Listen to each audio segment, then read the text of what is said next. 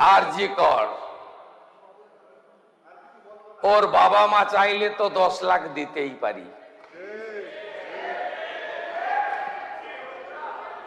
এই তো ছিল নারী নিরাপত্তা। আর নিরাপত্তা কিভাবে দিতে হয়, ঘটনা ঘটতে পারে,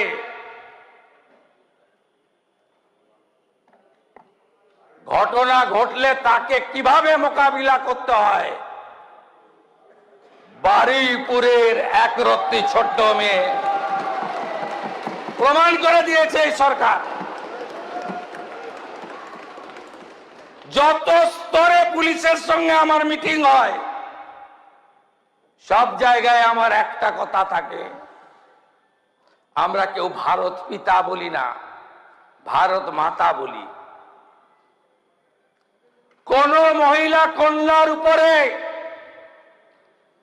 কিছু ঘটলে কারোর নির্দেশের জন্য অপেক্ষা করবেন না,